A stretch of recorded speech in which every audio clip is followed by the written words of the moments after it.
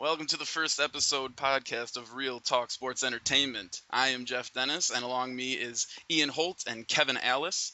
I'll introduce these two guys, let them take over a little bit, but first we're going to go over what this podcast is going to be about, the concept of it. We are a podcast, an entertainment company who specializes in opinions. Your opinions matter, our opinions matter, and thoughts and views are acceptable and welcome. So with that, I will turn it over to Kevin Alice. He will give you just a brief description of what he's all about, his sports background and such. So Kevin, take it away. I am Kevin Alice. I played soccer for many years of my life, since I played for 13 years. 13 years. I played some football and I played basketball and I wrestled going through the years. I've followed my areas of expertise would probably be soccer, specifically the Barclays Premier League, the NFL, the NBA, and if we ever get to it on here, a little bit of WWE. Oh. So, Mr. Ian Holt, the floor is yours. Hi guys, I'm Ian. And I'm the aforementioned Ian Holt, the famous, I suppose. I'm a former writer for iSportsWeb.com. I cover the Detroit Pistons and the Red Wings as well. I know a lot about baseball, hockey, and basketball. Those are my three things. I'm also a big wrestling fan with my friend Kevin here, and I'm looking forward to this. Thanks, guys, for tuning in, and I'm ready to talk some sports. All right, and I'm Jeff Dennis. I also wrote for iSportsWeb covering the Minnesota Timberwolves. I played competitive AAU basketball for most of my young adult life. Played a lot of basketball and a little bit of football, a little bit of baseball, and I would say area of expertise would probably fall under the NBA, mostly with a dash of NFL and maybe even a side of MLB on occasion when it has to do with the Detroit Tigers. So other than that, that's pretty much it. So what we're going to do is get into a few topics we'll be covering today. We wanted to talk a little bit about Paul George and the horrific injury that he suffered. Huge injury. Awful. And then a little bit about Kevin Love. We're going to talk some MLB trade talk, and we'll get into a little bit of the Ray Rice situation with a dash of Johnny Manziel and a few other things. So, all right, let's start with this Paul George injury. It was I don't know if anybody saw it live. I happened to be watching the showcase live, and if anyone had seen the Kevin Ware injury, this was a little bit worse on account of you saw his leg literally fold underneath him. What are your guys' thoughts on that injury? Well, Jeff, you sent this video to me. Yes. When we were talking before, and I researched a little bit as to what actually happened to his leg, and it turns out it was an open tibula-fibula fracture, and the timetable for his return is more than a year, maybe not even. With what mental focus and all. I saw 6. You actually sent me. I got a text from one of you the night before. I was already in bed, but I woke up the next morning and saw, holy cow! Did you see what happened to Paul George's leg? Yeah. And I thought, oh my God, that can't be good. And someone posted a video of it on Twitter or something, and I just felt sick for the rest of the day. Yeah. It was really bad. And I heard the same thing, Kev. I heard 6 to 9 months, possibly longer, because that was not. I heard the timetable was he had surgery over the weekend. It was 3 months recovery. Once he had about 6 months, he can walk. So he's going to be in a wheelchair or on crutches for 6 months. And with this kind of injury, you can never tell. What we do know is that this not only shakes up U.S. men's basketball, this is going to shake up the Eastern Conference, because he was the cornerstone of this Pacers team, very strong Pacers team. We'll get into the effects for the Pacers in a second, but you mentioned U.S. basketball. I found something interesting during my research on this topic, and it turns out Mark Cuban has been fighting against professionals playing U.S. men's basketball. And well, this isn't unusual for any sport. I mean, you hear about guys, and especially in hockey, it's a lot more common than in basketball maybe, but you hear guys getting held out of international tournaments all the time. That's why you don't. Happens in soccer too. Yeah, this past year, the World Cup, you didn't see any notable U.S. players. You saw most of the notable U.S. players. I'm not talking about the World Cup, because the World Cup tends to feature most, if not all, professional soccer players. But Well, there are other competitions I'm speaking like more the along South the American or like the Pacific Cups well, I'm that speaking more along the lines of U.S. sport, not necessarily soccer, yeah, but U.S. sport, basketball, hockey, yeah.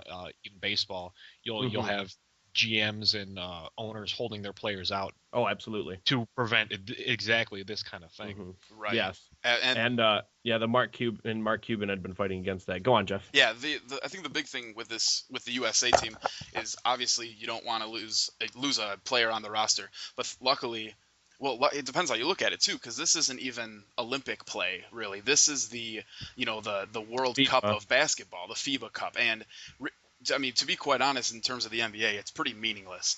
Yeah. And what I had heard, there was some good news about his surgery. I had heard that there weren't any injuries to the ankle or the knee, which is the big thing. That's good news. So really, they, for lack of a better term, they bolted the leg back together, and he's good to go in terms of his knee and his ankle.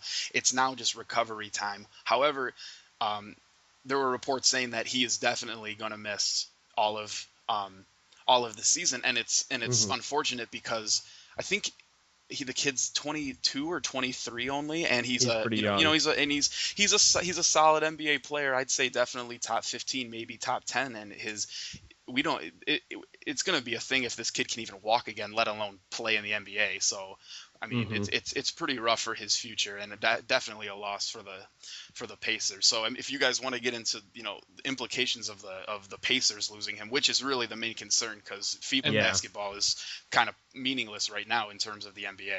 And Mhm. looking at the Pacers roster here, the next backup is Chris Copeland, who by no means is a Well, slouch. with the trades over the off season, they could put C.J. Miles or Evan Turner. I In suppose that that position, they could slot C.J. Miles into the three and start newly acquired Rodney Stuckey they could. at the two. Hmm. Uh, but that leaves, I guess, if you wanted to put C.J. Watson or Donald Sloan into the two for the Pacers, Hmm. which are not desirable options at Yeah. the two for backup. Either way, Paul George was the cornerstone of this offense. They built the team around him. That's why they let Lance Stevenson walk and go to Charlotte. And what was a playoff team, a surefire playoff team, may have fallen out of the race entirely. And Well, with how the East works out, I'd say they still make it into the playoffs because they have a strong enough team to make it through the East currently. well, Um, I'm gonna have to respectfully disagree that's because fine. I don't see because Paul George, he was their primary scoring option. They ran True. the offense around him, and now they've got a few guys that can contribute. C.J. Miles can score, Rodney Stuckey can chip in, David West and Luis Scola are okay, but outside that, you got no. I don't see anyone putting up more than 10, 12 points a game, especially Roy Hibbert, who is Currently a offensively disaster. he's a disaster. Currently a disaster. He is an offensive disaster. We And for don't need to talk about him. He diminishes the podcast. I think the big thing with the Pacers, it could be a blessing in disguise, if you will. Getting rid, or not getting rid, they didn't really get rid of him, but Lance Stevenson walking and choosing to go play with Charlotte was a blow, being, I would say, their second best player. And then you lose Paul George, so you lose your two best offensive players.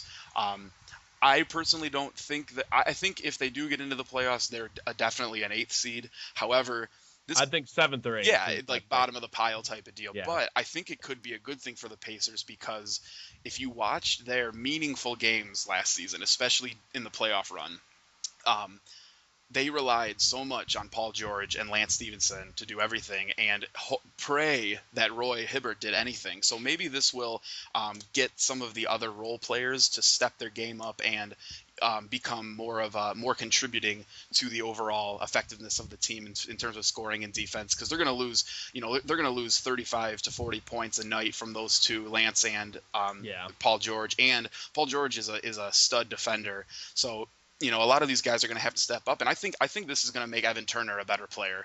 I think that's going to be a big boon for Evan. Well, Turner. Evan Turner is actually, sorry to correct you guys, is now on Boston. He actually joined the Celtics. Oh, did he now? Yeah, he's on the Boston Celtics now. I thought he was still on the Pacers. I don't remember the deal he signed, but Yeah, he's now a Boston Celtic. Well, that's a big hit for the So Pacers. yeah, Jeff. that's a big, and that's kind of that's where I'm coming. So then who do you play? And that's they've They don't got have. 30-year-old, I guess you'd have to play a young guy 30-year-old in third year theory. Chris Copeland is their most likely candidate to start, and he had a high player efficiency rating last year over 17, but has not really been thrust into that starting role.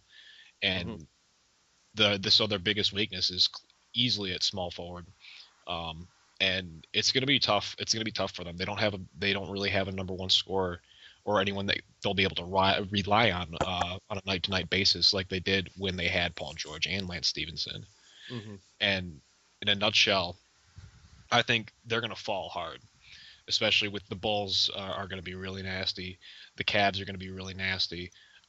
The Wizards are uh, have been improving for the past few years, and Toronto. I mean, all these young teams in the East are There are a improving, lot of young teams that are and improving now. I Charlotte. just don't know. I don't know when that young talent is going to translate into success. Because It, right now it's done well for them and it's been successful for their organizations. I just don't know how far they can go into a playoff run. Well, it started to show in Washington.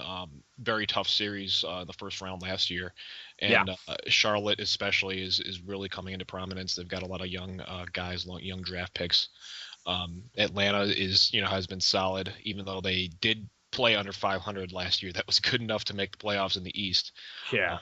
Detroit could be a force if Stan Van Gundy can work his magic with Andre Drummond and Josh Smith and Greg Monroe. Mm-hmm. They just need to find a lineup for that team. I believe in I believe in Stan Van Gundy. I know everyone for those of you listening, I am biased towards the Detroit Pistons. I'm not gonna lie. But Stan Van Gundy worked wonders with that Orlando Magic team, that 2009 team with Dwight Howard, He did do and very I well. think he could do very much the same thing here with Andre Drummond and company. He could, and I think getting back to the Pacers a little bit, I think a big hit for them is something that happened months and months ago. Trading Danny Granger. Yeah. I'm not a big Danny Granger fan, but because he's pretty prone to injury and all that. But when you get rid of a guy who clearly had a locker room presence, because as soon as he was traded, that's when all the locker room feud started to be reported, and now your best player goes down, your second best player is on a different team, and you could have had a pretty decent small forward who had a leadership role really take some of the load, and now Roy Hibbert has proven to be a very mediocre, if not terrible, leader for this team. He's a terrible leader. He's a yeah. fantastic defensive center, and that's about it. Exactly. And, Yep. I still think I love David West. I think he's going to have to become a 22 to 25 point a night guy for this team now, but he's not getting any younger. I think he's 33. Yeah, he's getting up there, and it's going to be hard for him to be a 20 and 10 guy every night. And even at his prime, he was close, but he wasn't quite a 20 and 10 guy. Exactly. David West is a good, solid player. Right. Very solid. As far as holding a load for a team, I don't think so. No. Someone else is going to have to step up in that starting lineup because I don't think it's going to be Roy Hibbert, and David West can't possibly shoulder it night to night. The only one I have to look at that point is George Hill. George Hill you're absolutely right. If George he were Hill, to step up and take this opportunity to up his game and become a more central part of this offense when Paul George comes back next year, if he comes back, that is, God willing. Mm-hmm.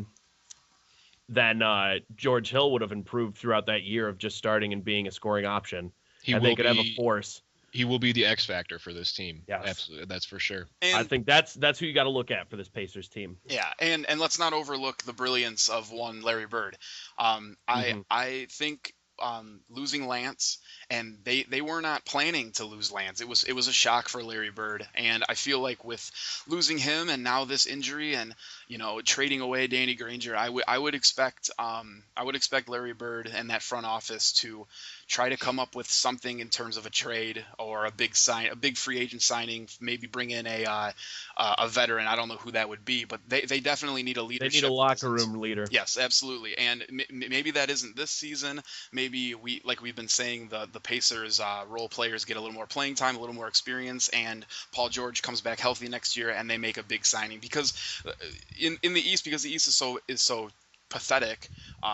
The Pacers, have been the second or third, however you want to look at it, best team in the East for 2 or 3, 4 years now, and they're still only one piece away. It just so happens that LeBron James is in the East, and that's unfortunate for everybody else.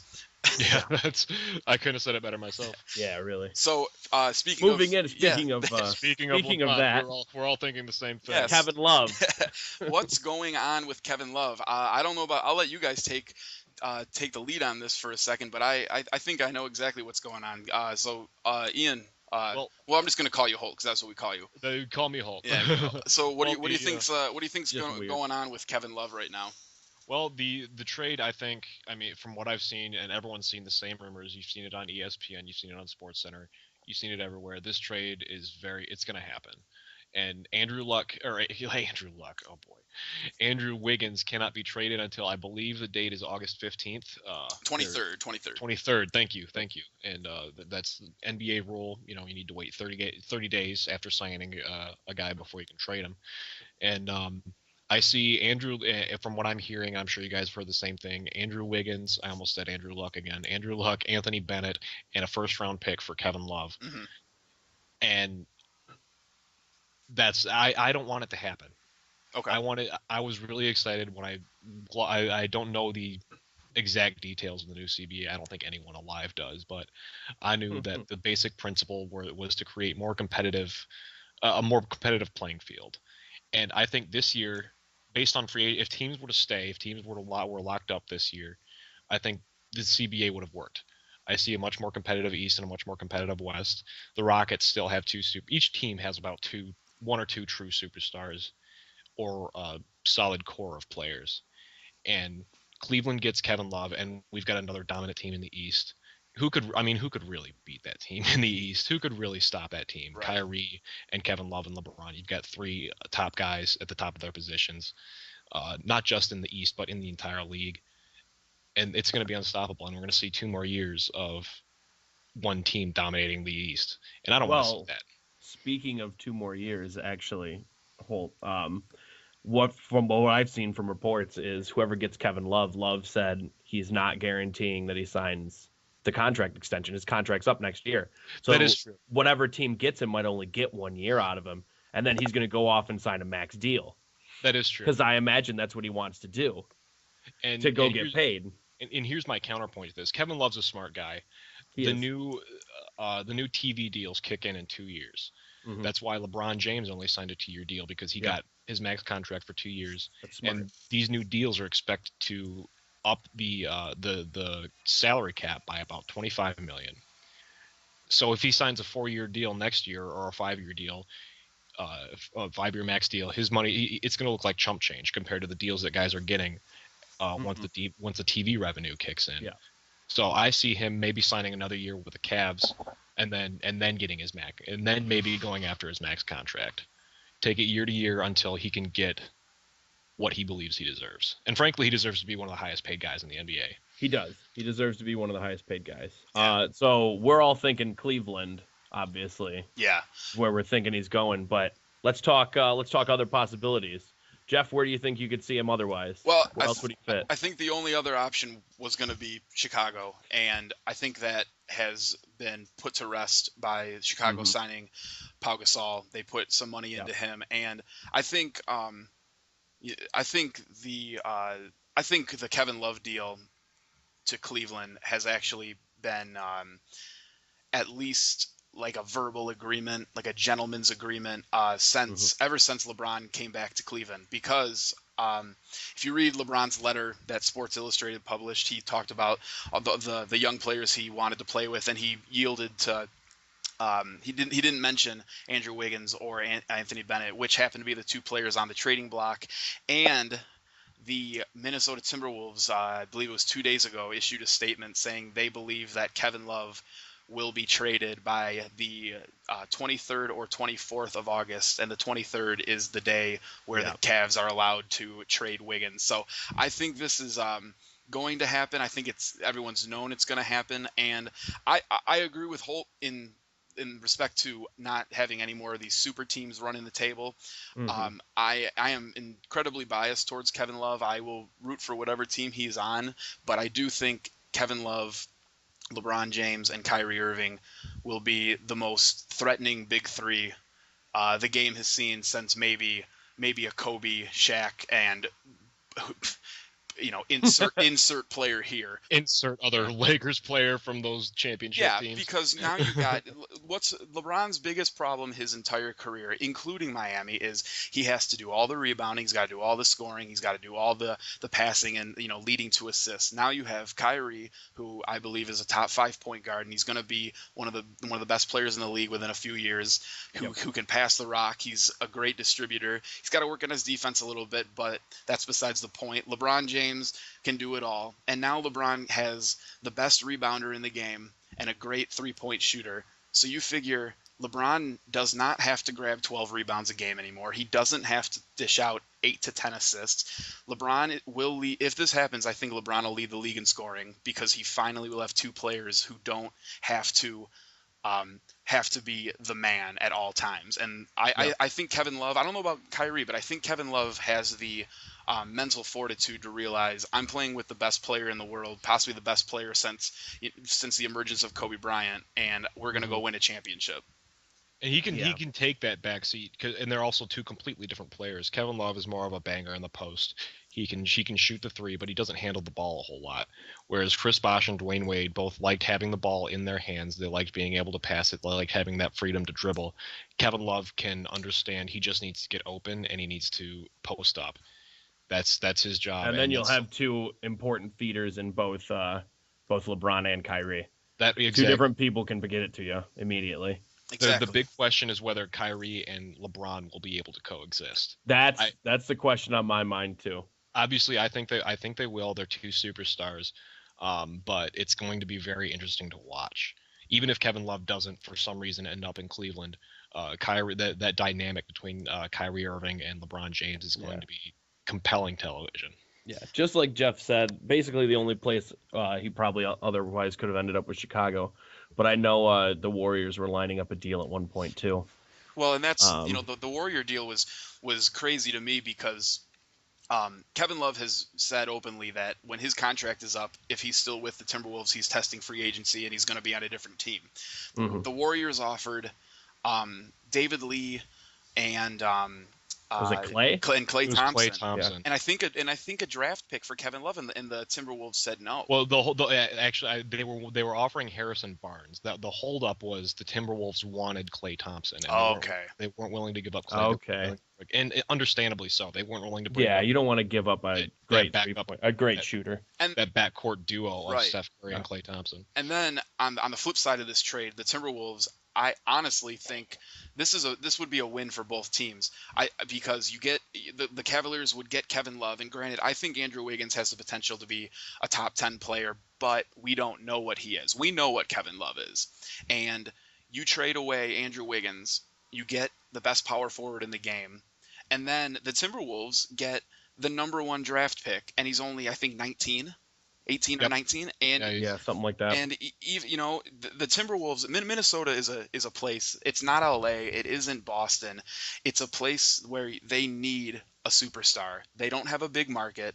They don't have a huge fan base to where they can just set up a good 5-man squad and call it a day. They need a superstar, and I think Andrew Wiggins can bring that to them. So I think it would be a good trade all the way around. Yeah, especially if Kevin Love wants off that team. If I were the Timberwolves, I'd want to do everything I could to keep Kevin Love. But if he wants to go, he wants to go. Exactly. And you might as well get something good in return. Moving on from Kevin Love, let's talk a little bit trade deadline for MLB. The trade deadline. The craziest in history. Let's start with the big one. Let's start with the Tigers' Price. I'll get the trade out of the way to get all the details down. There you go. Austin Jackson and Smiley went from the Tigers. Austin Jackson to the Mariners. and Smiley to the Rays. Nick Franklin went to the Rays from the Mariners. Price obviously went from the Rays to the Tigers, and a top prospect from the Tigers also went to the Rays. Willie Adams, the top. Yes, that's Willie Adams, the shortstop. Yep, the shortstop. Really not sure. He wasn't even on the. And for as a Tigers fan, and I'm an admitted Tigers fan. I have been for years. He wasn't even in the top 100 prospects, according to Keith Law of ESPN. He wasn't a top 100 prospect in the MLB, and it's kind of a statement about how poor the Tigers farm system is. But Dave Dombrowski proves once again that he might be the best GM in not just baseball but in all of sports. If you would have told me a week ago that the Tigers were going to be getting David Price, I would have called you insane. and the return for him for Tampa Bay has had that town in an outrage, has had those Rays fans in an outrage, because they got essentially a prospect and a bottom of the lineup starter, bottom of the rotation, excuse me, in Drew Smiley, who is not a slouch as a pitcher by any means, but he's not exactly that go-to guy. He's not a replacement for David Price. Yeah, and this move was done in response to the Oakland A's acquiring of John Lester for Yoenis Cespedes. Yeah. For Yoenis Cespedes, and they gave the Oakland A's gave up a lot to get Lester, who is having a hell of a year. He's doing very well. Sub 3 ERA, winning a bunch of games for an underwhelming Boston team. Now he's on the best team in baseball in the Oakland A's. And excuse me. And this chess match that Billy Beane of the Oakland A's and Dave Dombrowski of the Detroit Tigers have been playing, making moves. They're playing each other. They're turning over the entire league and getting all these superstars to try and beat each other. The Tigers have beaten the A's in the playoffs the past few years, and Dave Dombrowski just made another strong move, a strong statement, in declaring my lineup, my rotation is better than yours. Oh, absolutely agree. And I think this is big for the Tigers because as natives of Detroit, and we hail from the west side of Michigan, but we have roots in Detroit.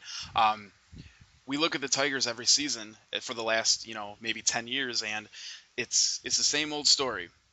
We do phenomenal in the regular season. We get to the playoffs, we get to the postseason, and we either, we just bomb and all hope goes out the window, or we ride that hope train even more to the World Series and lay an egg. And I've always felt that in baseball, it's about bats and it's about pitching. There's nothing more to it. And I believe the Tigers now have the best bullpen and the best pitching rotation in the game. And I think that's going to be the most important part going into the playoffs. Well, yeah. The bullpen is extremely weak for the Tigers, whereas the A's have a phenomenal bullpen. They have plenty of guys sub 3 ERA. Mm-hmm. Our lineup, even though according to the numbers, the A's have a better starting rotation. Really?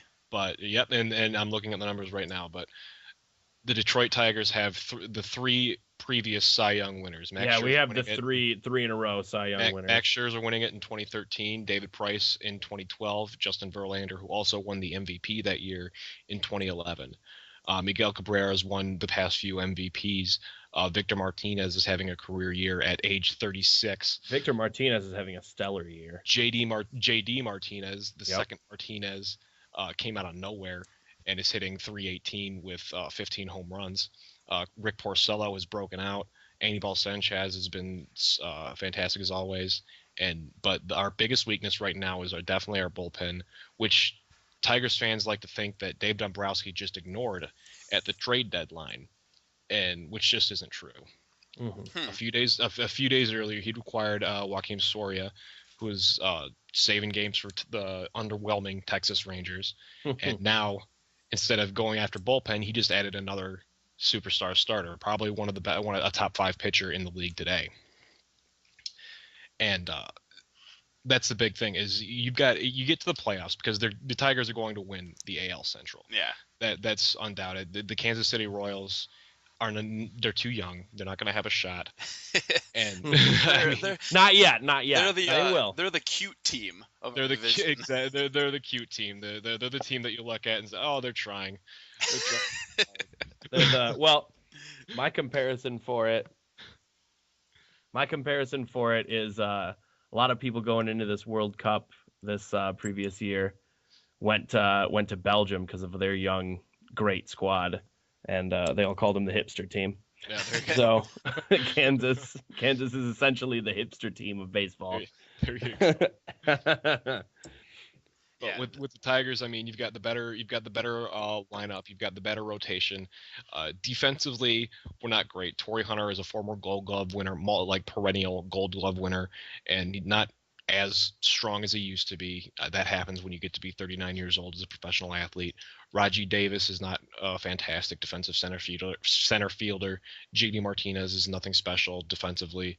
Our infield defensively, what gives the Tigers the edge over the A's this time, and over any other contender really, is our biggest weaknesses were our bullpen and our defense. Yep.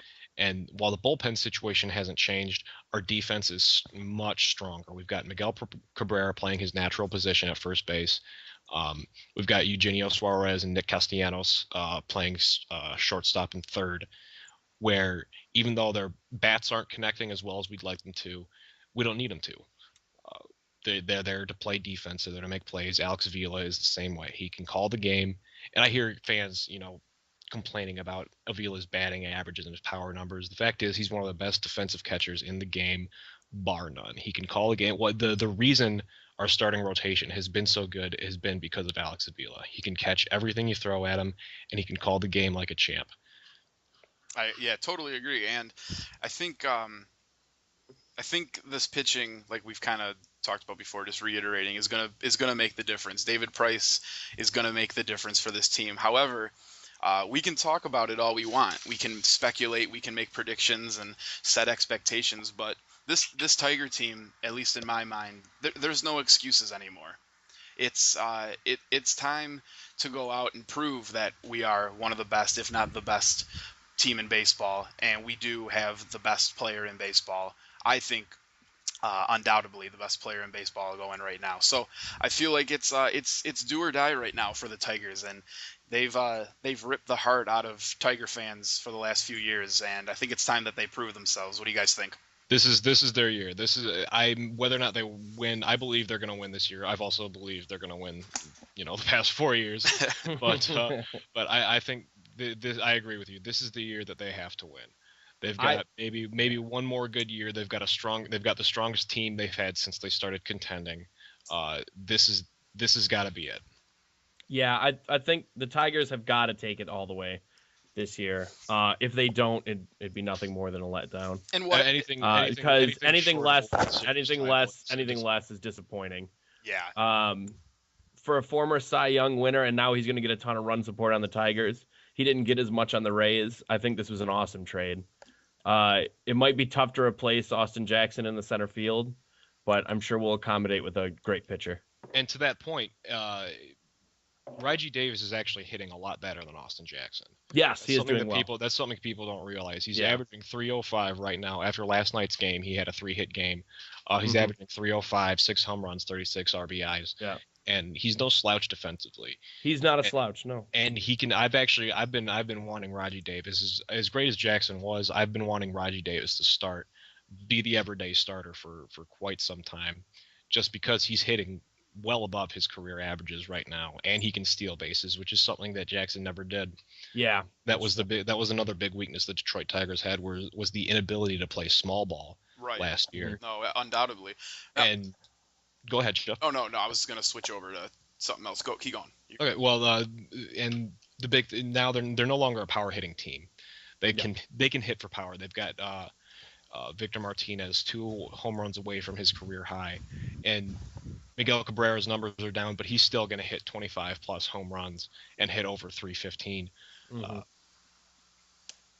Castellanos has been knocking him down. Ian Kinsler, who has been the biggest surprise for me of the whole team, is hitting 290 with 11 homers. Kinsler has been playing very well. He's been great. He's been great, and we've got a lot. We're not going to hit a career high, team high home run, league high home run amount this year, but we're much better at the small ball, and we can knock one out. when they need to. Mm-hmm. Now, what about?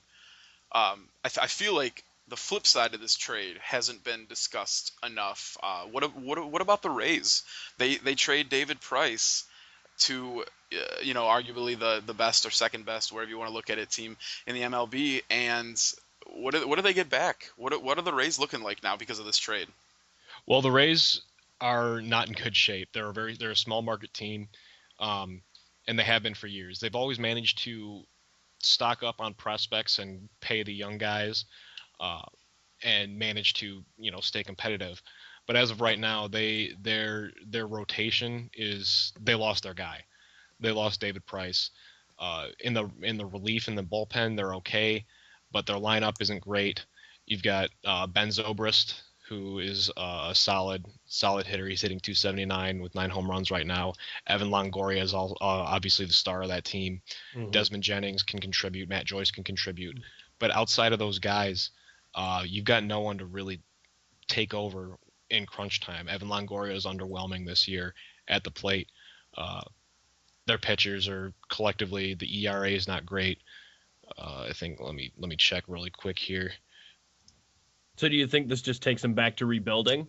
This knocks them down a notch, definitely. Yeah. So would they? I would say they would have to focus on prospects then. They're going to have to focus. Thinking as a GM, they need to start thinking about the future.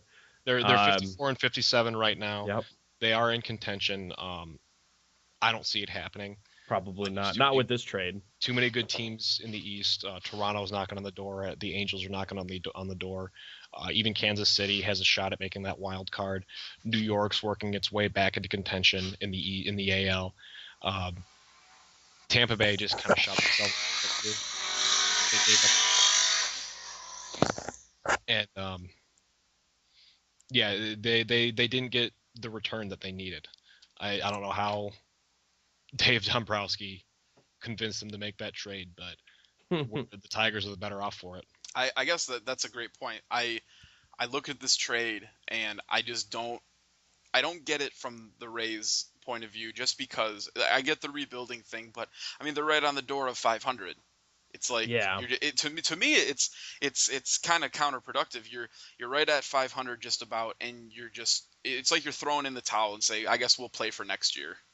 And that's almost exactly what happened. Yeah, that middle of the line is almost like a purgatory in American sports, where you're doing well enough to be called successful, but not well enough to win things. No, that's a great point. So maybe they're just throwing in the towel, and maybe they can clear up room when contracts come around, and then make something happen. Because what was Price making? Was he a big money guy? I think he was. I assume so. Former Cy Young. He's not. He's still under team contract, so he's not making a whole lot.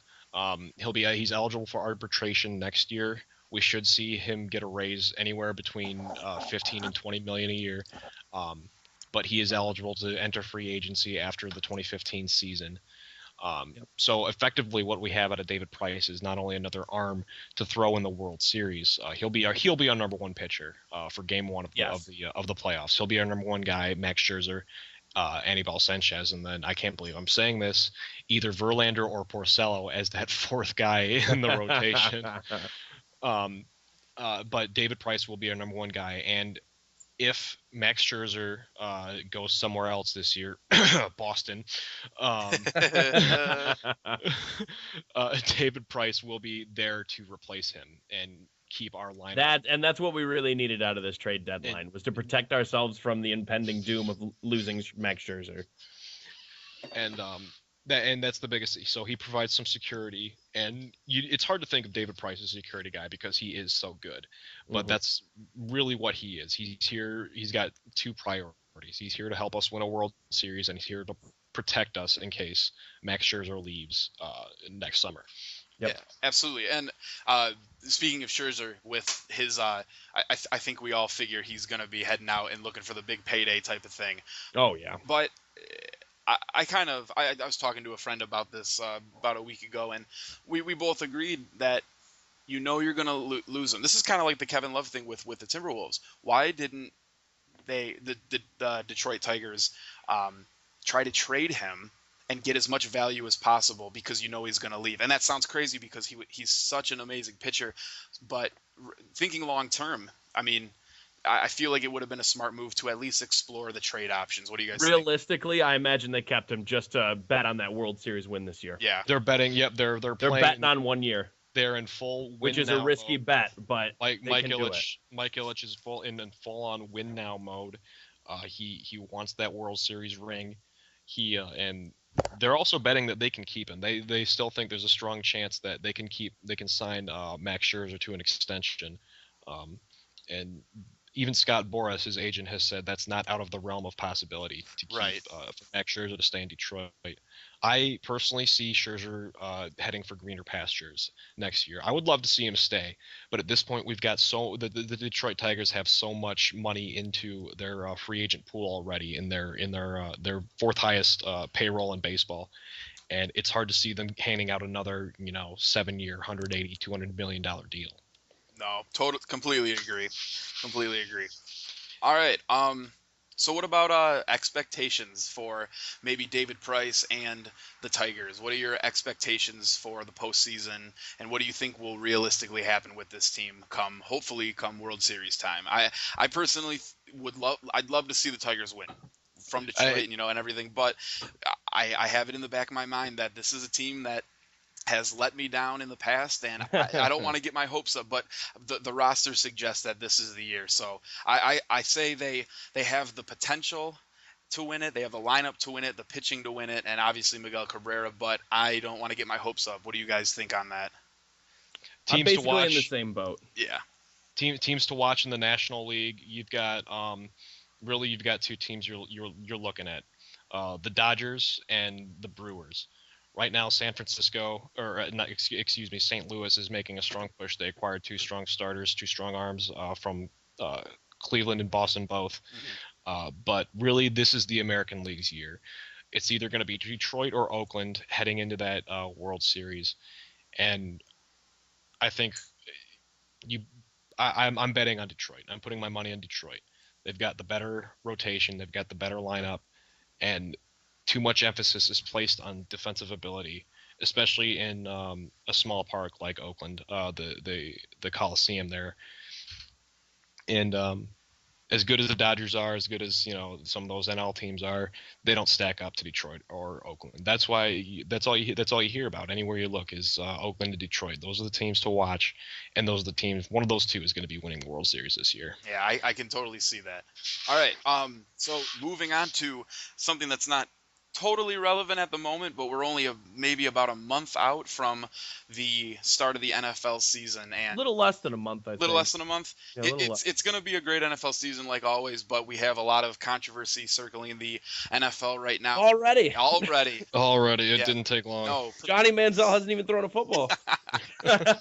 Oh boy, but I think as we call it, the Shield. I think the Shield has taken a major dent with this Ray Rice fiasco. As many of you know, Ray Rice was involved in a domestic violence situation where he was caught on videotape dragging his girlfriend at the time and now current wife out of an elevator, and she seemed unconscious, and speculation arose as to what actually happened, and it turns out Ray Rice has admitted to mistakes, and it seems domestic violence, and the consequence for that from Roger Goodell is apparently a 2-game suspension for the young running back. What do we think about the 2-game suspension for beating your wife unconscious? Go. Well, let me say this right now. Roger Goodell, you say what you will about him as a commissioner, has proven to me that it's time for him to step down as the disciplinary, the guy that slaps your wrist. Guy handing out on the band. Could not agree more. There needs to be some sort of I couldn't agree. I don't care. Leave him as commissioner. I don't care. Let him, finish out his term as commissioner. Someone else need to be handing out the punishments because the man should be in jail, frankly. For what he's done. Yeah, the ban's not fair. I don't think. I think it should be longer. Oh, absolutely. Someone brought this up to me that he didn't break any NFL rules, and I can see that argument.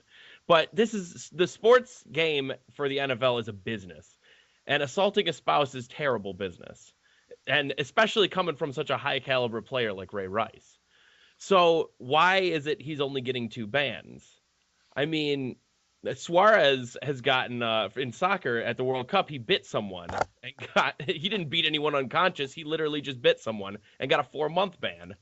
Right. So how is 2 games comparable to something like that? I, This is just I ridiculous. think what it is, um, it's just like the NBA. Actually, it's just like any league in American sports. We cater to stars.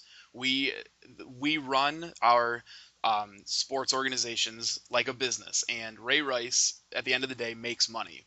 And when we have players who take a, smoke marijuana and get these hellacious suspensions, or I forget his name. It's tip of my tongue right now. But the player who was taking a drug to to help procreate with his wife because he was having trouble.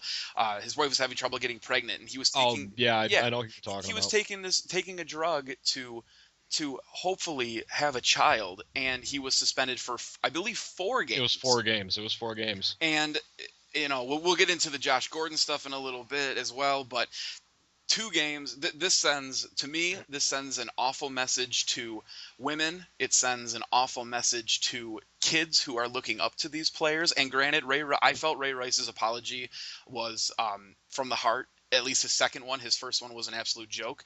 I felt like his second apology live on air was very heartfelt. And I don't think he's a bad person. I just think he made a horrific mistake. And but with that being said, just because you're a good person and you make one mistake doesn't mean you only get a 2-game suspension. I cannot believe that the Shield allowed this to happen, and frankly, I can't believe Roger Goodell is allowing this to continue. And to back that up, Roger Goodell came out with a statement when he was asked, "Is 2 games enough? We don't feel like this is justice." Blah blah blah. He said, "Well, the authorities were not involved. So if I didn't do anything, Ray Rice would have gotten off scot-free." And he went on to say that he felt 2 games was more than enough because the authorities did not get involved. That's ridiculous. It doesn't make any sense to me. Frankly, Ray Rice should be in jail. Yeah, and that's what I'm getting. That's what I'm getting at. The man should be in jail, and I don't care how genuine your apology is or how bad you feel about how you beat the hell out of your wife. It's inexcusable. Mm-hmm. There is no redemption in my eyes for that kind of act. And Ray Rice, to me, I mean, he's a piece of crap. I don't want to see him in the league. I think he should be thrown out.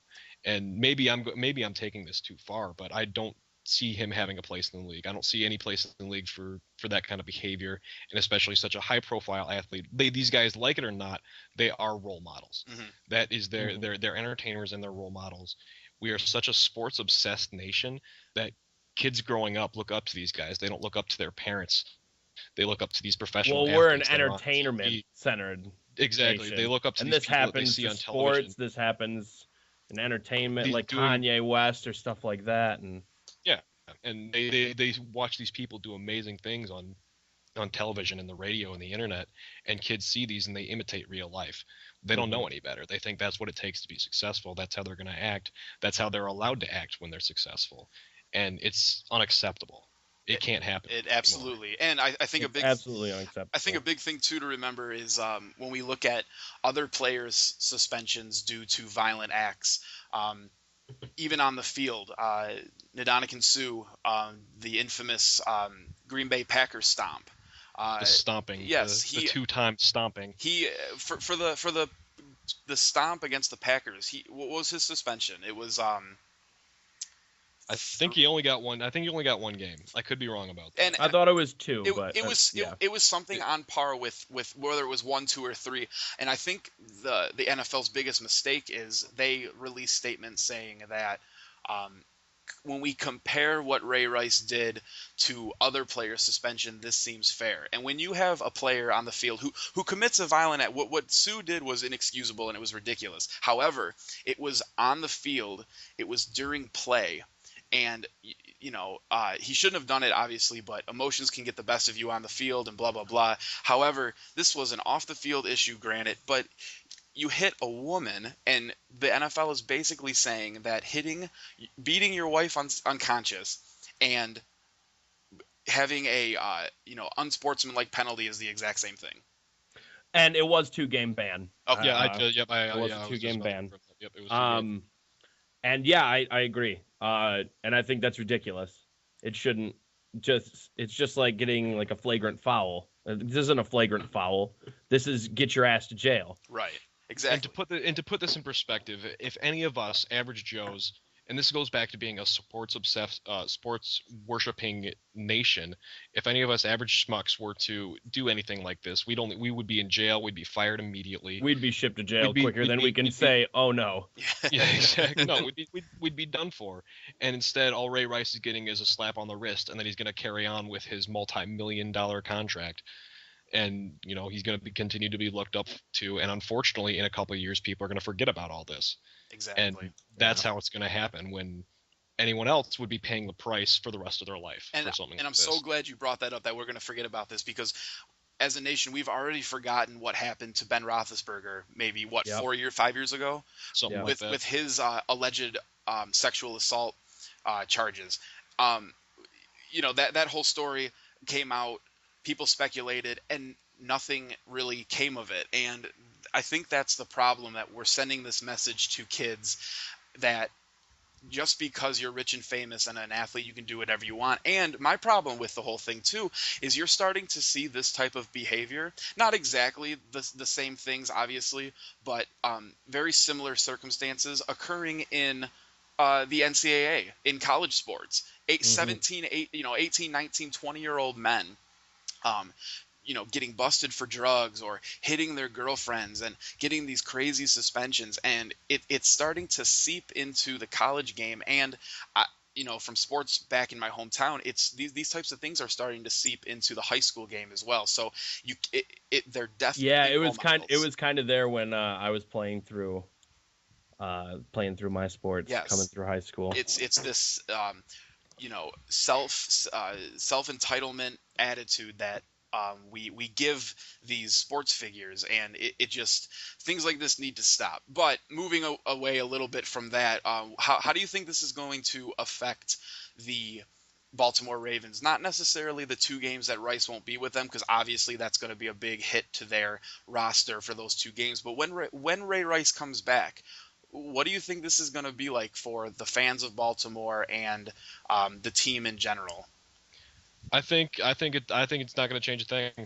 Yeah, it won't change a thing. As far as their play style, they're gonna keep playing their game. Maybe they'll be good. Maybe they won't. Hey, diddle, Ray Rice up the middle. That's what they're gonna do. That's all people are gonna be saying. I don't think it's gonna change a damn thing. And it's a shame, because a lot of people aren't gonna forget about it, but the ESPN's gonna brush this under the rug as soon as it's over. And people are going to forget about it. That we have such a short attention span that it's going to be, even before this year's over, nobody's going to be talking about this. It's not going to be great. Personally, I hope Ray Rice did so poorly last year. He had a bad ball. He did not play well. He did really well the year before. Yep. Objectively. I hope that this nonsense leads to more Bernard Pierce touches. He did great last year, filling in for Ray Rice when he was being garbage. And this gives you an opportunity to bring in some of the younger guys. They have Toussaint from Michigan. He hasn't played a snap yet for the Ravens. They can put him in there for third back, second back, to be a third down or a second down. Or they just got a rookie running back from Florida Coast. Mm-hmm. Why not throw him to the Wolves? See what he can do. Oh, I totally agree. And that way. And this, I think, is the perfect opportunity with Ray Rice going through this nonsense. And then you could ship off Ray Rice if you find someone who can replace him. Why not? That's a really good point, too. And I think something to keep in mind, too, is just because one player made a terrible decision and the league is not responding as they should, it doesn't mean the organization, meaning the Baltimore Ravens, is a bad or a poor organization. Because it does not. From what I've seen from Harbaugh, the head coach, and players and different people from the organization, I feel like the Ravens have actually handled this very well. They've been very quiet, and when the Coach Harbaugh was asked about the situation, he was very blunt, yet reasonable. He said something along the lines, and I'm paraphrasing, but he said, obviously Ray Rice made a mistake. It was horrible, but we need to move on. And he's not condoning Ray Rice's actions, and that he's focusing on the football team. And I think that's exactly what the Ravens need to do, is focus on the team and not this one player. Yeah, he's saying all the right things. Yes, absolutely. Because the worst thing that could happen is, you back up your best. Ray Rice is their best offensive player, and what you don't want to do is back up the actions of a essentially a wife beater at this point. And but you also don't want to totally alienate him from everything, because he's going to be on the team. They're not going to cut him. We know how the NFL, we know how sports works. They're not going to cut him. They're not going to cut him.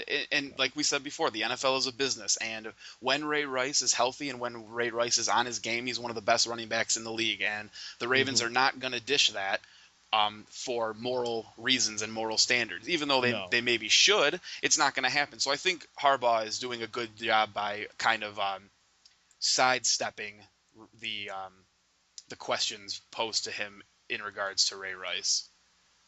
That's not only a smart business move, but smart for the team. Right. You don't need that kind of drama coming into the locker room. Right. Unless the guys bring it in themselves, and even then you have to diffuse it. Right. So for the 2-game ban for Ray Rice, obviously Bernard Pierce will probably take the front for the running backs. Try and shuffle in a young guy like Talaferro and Toussaint. Go from there. Yep. Ray Rice comes back, shuffle him back to the front. That's what's going to happen. And then on the flip side of the NFL as well, another story we've been hearing a lot about this: Josh Gordon, wide receiver for the Cleveland Browns. Speaking of bans, Speaking of bans, part of me feels bad for the guy, because I actually think he has a substance abuse problem. And I think that's something that he needs to work out on his own with counselors and, what was the exact ban again? Boy, it was for this. I think it was marijuana again. I think, I thought it was marijuana. Yeah, it was a DUI, because he was driving, and then he was arrested again a few weeks later for the same problems. Yes. Yep. And the big deal here is, obviously he broke the rules and he should have been suspended. Even if, marijuana was legal, the NFL still has it banned. And if you're being paid millions of dollars to play football, just stop doing that. You follow those rules. Follow the rules. It's a simple rule to follow. Don't smoke weed. It's not hard to do. And I have nothing against weed. I could care less about it. But if the NFL says, but if them's the rules, then you got to follow the rules. You follow them rules. You do not smoke weed. You follow the rules. And is a year too much? Yes, absolutely. Especially when you're looking at the 2-game ban for Ray Rice beating the hell out of his wife. Right. And I thought that was a travesty of a ban. Oh, it was. And I think it's a shame, because he's such a great talent. And I'm reading right now, and I heard about it a couple days ago. Josh Gordon is actually appealing this decision on his ban. Appealing. He actually got on the practice field today. Yeah, because it's kind of funny actually. His defense is that the positive test for marijuana is due to secondhand smoke. Now, granted, that could be very possible, because I guess he took a drug test, and you take 2 drug tests, and one of them came back positive, the other one came back with apparently not enough marijuana in his system to say that he was indeed smoking it. However, if it was secondhand smoke, if he in fact was not smoking marijuana, but he was in the vicinity of other people smoking it, what are you doing with people who are smoking marijuana? Just get out of there. It's a problem with NFL players. It's a problem with NBA players. It's a problem with everybody. It's a problem with literally everyone, not even just in sports. It really is. He has been suspended for this before, which is why the ban was so substantial. Right. But you think he would learn the first time around. Well, it's not hard to get caught. And you know what? At a certain point, because he's a young kid, at a certain point, you need to grow up. And this is a big problem with athletes nowadays. You go to the NFL, you go to the NBA, whatever. You need to leave the people who are going to hold you back behind. It's time to grow up. The people who are going to get you into trouble, like if it really is secondhand smoke, he shouldn't have been hanging out with these people in the first place. And that's a decision that he made and that he's going to have to live with. However, like I said, I do feel bad for the guy, just because I feel like he does have a substance abuse problem. I think he's an idiot and he makes stupid decisions, obviously. But Yeah, I was gonna say you know, he may have a problem. Obviously, none of us know him. He may have a problem. He may just need to get slapped in the face because obviously he has no idea what he's doing right here. He may need professional intervention, or he may just need a kick in the ass. right. You never know. You never know. It depends on the situation. Depends on the person. And he's not only letting himself down, but you gotta He's letting newly acquired cute quarterback Johnny Manziel down. you got a new scheme coming in. You gotta, whatever you think about Johnny Manziel, you got a very flashy, electrifying player coming in, and you're looking to turn this awful organization around. And then you do something like this. And speaking of Johnny Manziel, word is coming out that he took all of the first team reps today at training camp over Brian Hoyer. Ooh. Now the team has said that they plan on starting Hoyer for the first game of the season, but I doubt they stick with that. Well, many people are. I bet they saying, try and get him into the rotation in the practice and then bring him onto the field later in the season. Because many people are saying that they think Johnny Manziel will be starting by probably week 3 or 4, but it's looking like now the Browns might be turning towards Manziel in a way. So I personally am not a Johnny Manziel fan. I think going from college to the NFL is the biggest leap in professional sports. And I think the kid is going to be – he might be a decent player, but I don't think he'll last more than 5 years in this league if he continues acting the way he has been. He needs to get a disciplinary boost. I'm hoping the Browns coach does it for him, because I think with a little bit of discipline, he could stay in this league for a while. I don't know anything about being a superstar quarterback. I don't know if he has that potential per se, but he could certainly be a great backup, and he can make money in this league. Yeah. What do you think, Holt? For me, oh man, I've been wanting to talk about Johnny Manziel for a long time. I want him to fail. I don't want him around. I hated him in college. I hated his team. I hate him now. I hate his team now. I hate everything about him. I want him to fail. He is exactly the problem with professional athletes today. And what you do, and he's constantly saying what I do in my free time is my business. But he goes out of his way to bring all this attention on himself, getting caught in the bathroom with a rolled up dollar. Wonder what that was for. He's going to these parties saying F the police. I can't hear you over all this effing money in my hand. This kind of crap is exactly the kind of thing that needs to stay away from the NFL, because it goes back to my problem with Ray Rice. He like it or not, he is a role model. I don't care if he were to do all this crap in the privacy of his own home and leave it out of the public eye, fine. I don't care about that. But he's going. Or if we weren't in a generation where cameras were at the ready for cell phones, and because that's really what's changed this. And that's what happened. Superstars. But he's very aware of what's going on. He's been caught dozens of times. He's not hiding it. Pulling this crap, and I want him gone. I hate him more than I hated Tim Tebow when he was coming out of college. The difference between him and Tim Tebow is Tim Tebow was an adult, was a good person. The media made me hate Tim Tebow. Tim Tebow was a good person and a good role model. Johnny Manziel is the opposite of that. And I want him gone. I think with Johnny Manziel, the big thing is, he said he just recently said that he doesn't feel that it's a problem for him to have a nightlife, which, you know what, you're a grown man, you can do whatever you want. However, Peyton Manning has had a nightlife. Aaron Rodgers has had a nightlife. These guys probably have had more fun than we can even comprehend. However, Peyton Manning and Tom Brady and these guys, they're not taking money showers in the club. Right. And they realize these guys realize that they're in the league to do one thing, and that's win. And they've all won. And that's the difference between elite all-time great QBs and fly-by-night Johnny Manziels.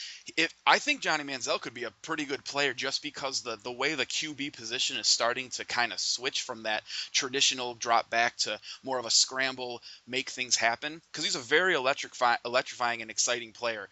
But you're never going to be an elite player with this kind of attitude. It's not going to happen. Well, eventually you're going to have the locker room turn against you. Yes. And that's really what it comes down to. Now, I don't think he's going to be a success in Cleveland, even if he were to get his act together tomorrow.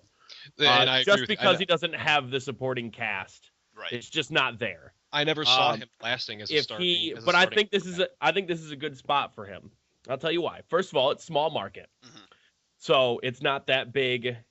It's just not going to be that big, which is Well, great because that makes his head deflate a little bit, maybe, because he's not the Dallas Cowboys starting QB. Hmm. My He's my not counter the my big counterpoint to franchise. that my counterpoint to that is Cleveland is no longer a small market club. Not only Cleveland, because yeah, well, yeah, not but only the because of football doesn't matter. well not well When the was the last time the Browns football mattered? all I've heard all I've heard this summer has been about the Cleveland Browns and how Johnny Manziel's doing, That's and because now of with Johnny Manziel. That's the exactly problem. But that's going to fade after a year or so. And exactly eventually all this nonsense is just going to be gone. that's a good point. So then it comes down to, and I think that's going to be the key transition for him. A couple years down the road, when he's got nothing, he's got no media coverage. His name isn't out there unless it's, oh, he sucks. Something to keep in. Will that turn him around? Because I think he has the potential to be something, but he's going to need to change his disciplinary actions and how he conducts himself in this league. Because eventually he's just going to turn everyone against him. And something to keep in mind too. I I think Brian Hoyer right now is probably the better quarterback. Agree. He has NFL experience. We can give him that. However, the Browns are going to be bad with Brian Hoyer, and they're going to be bad with Johnny Manziel. So why not take the payday? That's my whole thing is start Manziel. You're going to sell an obnoxious amount of jerseys. He's going to sell out every single game, and he at least gives you a chance. He gives you just as good a chance to win as Brian Hoyer does, and he's going to fill the seats. So I expect the Browns to start Johnny Manziel. Maybe not week one, rather than later. Yeah, maybe not week one, but he's going to be the starter of this team by I would say at least by the latest week 3. And I think the big thing for Johnny Manziel, maybe the thing that he needs to kind of turn his act together and maybe deflate his ego and his head a little bit, is he needs to take a snap and scramble out of his three-step drop back because he's just a garbage quarterback mechanically, and get his head taken off by a linebacker. Yep. That'll be a reality And there's check. plenty of those good linebackers to do that in this league. Yes, and there's a defensive tackle right up north in Michigan who'll do it right for him. Yes, and a big thing too. We look at this new age quarterback hybrid, if you will, of passing and scrambling, and the best guys in the league right now probably Cam Newton, maybe Russell Wilson a little bit, Colin Kaepernick, maybe even a healthy RG3. All of these guys are big, strong, 6'5", 6'6", 240 Just pounds. sturdy guys. Yes, big. Johnny Manziel is 6 foot, maybe 6'1", and I think ESPN was saying that he's like 205 soaking He's wet. a straw man. I don't believe for a second that the kid is 205. He's going to get blown down like the straw house in the Three Little Pigs. Yes. It's just going to be downhill. And as Holt was saying earlier about Tebow, I wasn't a fan of Tebow either as a quarterback. I thought Tebow was a great person, and I think the media ruined Tebow for sure. They killed Tebow. Yes, but Tebow didn't have the mechanics, but Tebow was I think 6'4" and 250. A sturdy guy. He could have been a fullback. Yeah, Johnny Manziel. Yes, he's fast. Yes, he's flashy. He can chuck the ball with anybody. He has accuracy. His mechanics are awful, and he's it would be like taking a freshman-sized football player, a high school freshman, and saying, "All right, kid, it's time to play," with 300-pound linebackers. It doesn't make any sense to me. I am shocked from a football perspective. I'm shocked he went as high as he did, and I'm really glad the Cowboys didn't draft him, because it was reported that Jerry Jones was right on the fence about drafting him. Could you imagine this kid in Jerry World? That would be, I mean, it would make for some compelling television. I'll tell you that. That would be something I would weep. The media would never have let it go. I would weep for the future, but I would be laughing. I don't think you'd really weep for the future. It would be really, where were the Cowboys going anyway? Crying, laughing. Oh my God, that would be a train wreck. But and it's back to the quarterback. I think the scrambling. I think a quarterback scrambling is a great, it's a great trait to have. But when you're turning it into your primary source of offense, Colin Kaepernick, does that quite often. RG3, when he was healthy, did it. Cam Newton can do it, but Cam Newton's a freak in nature. But I think the most important, if you can, I like Andrew Luck. Out of all the guys that we listed today, Andrew Luck, I think, is going to be I think he's going to be the best of them all. I think he's the closest thing we have to another John Elway, to another Peyton Manning, to another Tom Brady, because he can run, he can scramble a little bit, but he's got such a good arm and he's so accurate with those throws. And that maybe I'm just old school. He's not quite the scrambler that Cam Newton, he's a more classically. He's a much more classic. And that's what I like. I like seeing the quarterback throw, the wide receiver catch, the running back run. Yeah, that's what I like. It's just how the league's been evolving. Andrew Luck's the first one to come around in a long time that's actually been able to do classic QB. Yeah. Yep. And on a technical aspect, when we compare these scrambling type QBs and a traditional quarterback, the prototypical traditional quarterback is Peyton Manning, and if you study Peyton Manning and watch some film, and Brady, exactly, their whole procedure is snap the ball, drop back, and they go through option 1, option 2, option 3. If it's not there, check down. If you watch Johnny Manziel in college, his procedure was drop back, option 1, not there, run. And you can't do that in the NFL because the defenses in the NFL today are so good. All teams will have to do, even the worst defenses in the league will have to do against Manziel, is zone coverage Manziel, key in on him with a linebacker and a defensive end, and you take away his first option. And the cornerbacks are so good in this league nowadays. You take away that first option, and Manziel's going to run. And I think he'll change that because he's going to have to change that. But he won't in the first game. He's going to get crushed in the first game. The first 2 or 3 games, he'll be in trouble. He'll have to grow just like, all young wide receivers. Yeah. All young QBs. Mm-hmm. But yes. Yep. All right, I think that is going to just about wrap up today's episode. Tune in next week. We will be doing a full NFL preseason.